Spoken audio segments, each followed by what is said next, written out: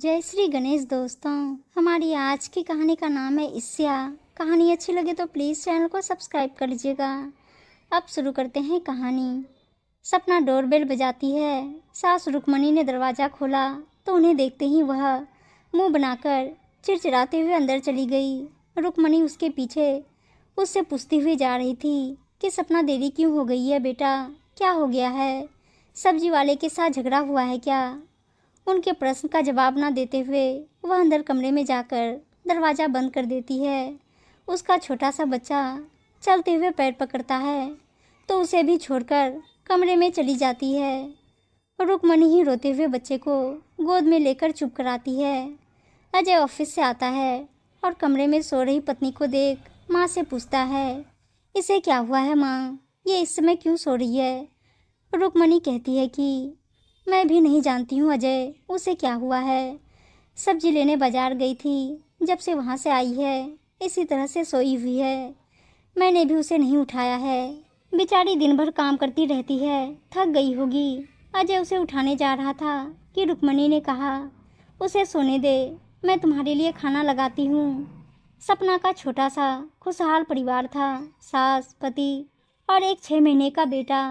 घर में सब एक दूसरे को समझते हुए बिना किसी अनबन के रह रहे थे। कहते हैं शांत तालाब में एक छोटा सा कंकड़ फेंकने से पानी में हलचल मच जाता है। ठीक उसी तरह से सब्जी लेने बाजार गई सपना के मन में भी ईर्ष्या और अभाव की भावना जाग उठी थी। जब वह अपनी सहेली विभा से मिली थी, उसकी नई चमचमाती कार, ड्राइवर, सब उसके मन में कोलाहल मचा रहे थे। उस दिन से सपना को पति अजय में खामियां ही नजर आने लगी थी। अब सपना को उसकी बातों को सुनना अच्छा नहीं लग रहा था।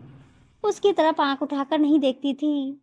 वह ऐसा महसूस कर रही थी कि माँ पिता ने उसके साथ अन्याय कर दिया है।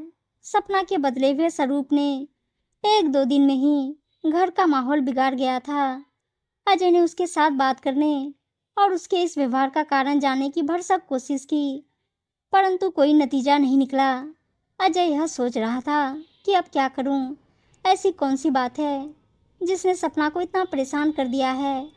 वह बात बात पर ताने देने लगी थी। हमारा घर गरीबों के घर से भी गया बीता है। एक वॉशिंग मशीन नहीं है, एसी नहीं है। मुझे मालूम है हमारी तो खरीदने की हैसियत भी नहीं है। मेरे माँ बाप ने अजय ने इंजीनियर की पढ़ाई की है, प्राइवेट कंपनी में जॉब है, कहकर मेरी शादी करा दी है। मेरी तो किस्मत ही फूटी है, इसलिए मुझे ऐसा परिवार मिला है। रुक्मणी को सपना की बातें सुनकर बहुत दुख हो रहा था, पर वह घर में क्लेश नहीं करना चाहती थी, इसलिए चुप रहना बेहतर समझते हुए चुपचाप अपने काम करने लगी। रुक्मणी के समान अजय चुप नहीं रह सका। उसने माँ से मदद मांगी थी कि 2 दिन के लिए बच्चे को देख ले और वह सपना को लेकर बाहर घुमाने ले जाए, ताकि वह उसे अकेले में बात करके उसके दिल की बात जान सके। अजय ने होटल रूम में सपना को समझाया और उसके बदले हुए व्यवहार का कारण पूछा। सपना खूब रोने लगी। अजय ने उसे थोड़ी देर रोने के लिए छोड़ दिया। जब सपना ने अपने आंसू पोंछे तो पीने के लिए पानी दिया और गले लगाकर चुप कराया। सपना ने बताना शुरू किया कि वह 2 दिन पहले सब्जी खरीदने के लिए बाजार गई थी। जब वह सब्जी ले रही थी तो किसी ने मुझे पीछे से पुकारा, सपना। उस आवाज़ को पहचानते ही मैं झट से पलटकर देखती हूँ तो अचंभित होकर देखने लगी। वहाँ मेरी बचपन की सहेली विभा खड़ी थी। हम दोनों ने खुशी से एक दूसरे को गले लगा लिया।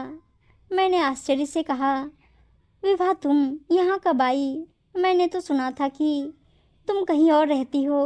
विभा ने कहा कि तुमने सही सुना है, मैं 1 साल पहले ही यहाँ आई हूँ। जब मुझे पता चला कि तुम भी यहीं रहती हो, मैं तब से तुम्हें ढूंढ रही थी।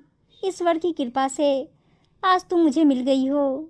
उसने मुझे अपने घर बुलाया था कि चल मेरे घर चल, मैं यहीं पास में ही रहती हूँ। कहते हुए मेरे हाथ से सब्जियों का थैला लिया और ड्राइवर को पकड़ाते हुए मुझसे कहा, 1 घंटे में चले जाना, मैं तुझे तेरे घर कार से भेज दूँगी।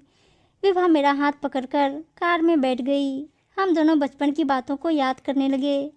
स्कूल में हम 4 सहेलियां थीं। हम चारों मध्यम वर्गीय परिवार से थी। हमारे घरों में हमें पढ़ाना ही बहुत बड़ी बात थी। मैं, विभा, मालिनी और कुंदना, हम चारों साथ थे, पर हमारे विचार अलग थे। विभा पैसे वाले घर में बहू बनकर जाना चाहती थी। उस दिन उसका कार ड्राइवर को देखते ही लगा कि उसका सपना पूरा हो गया है। अजय को उसकी बातों से ईर्ष्या की बू आ रही थी।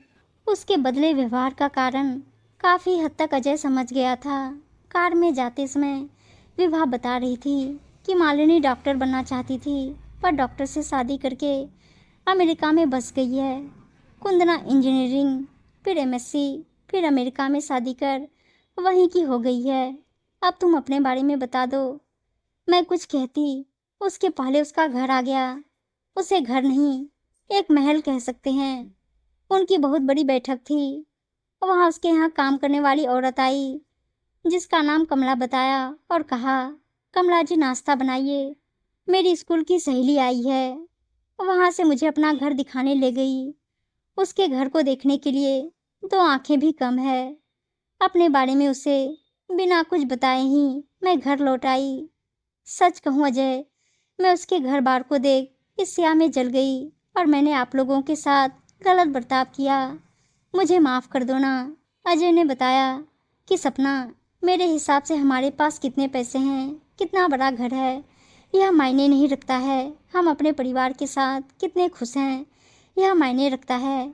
तुमने नहीं बताया कि तुम्हारी सहेली के बच्चे हैं या नहीं। सपना, नहीं अजय, मैंने कुछ पूछा ही नहीं।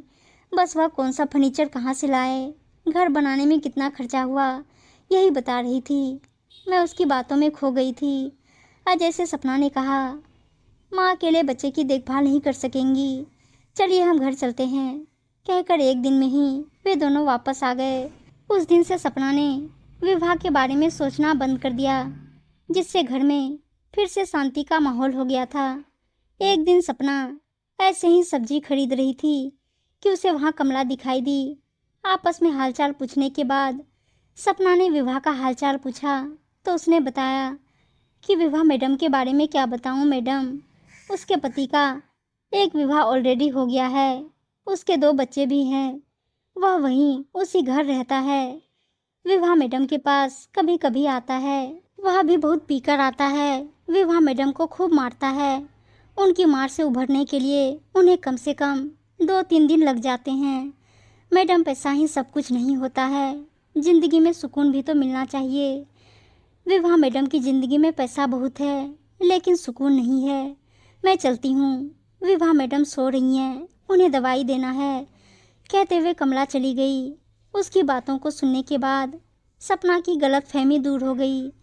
जैसे ही वह घर पहुंची, रुक्मणी जी को गले लगाया, माफ़ी मांगी और बच्चे के साथ खुशी खुशी खेलने लगी। रुक्मणी ने अपनी बहू को पहले जैसा पाकर ईश्वर को धन्यवाद दिया। उम्मीद है दोस्तों कहानी अच्छी लगी होगी, और अच्छी अच्छी कहानियाँ सुनने के लिए चैनल को सब्सक्राइब और वीडियो को लाइक शेयर ज़रूर कर दीजिएगा। धन्यवाद दोस्तों।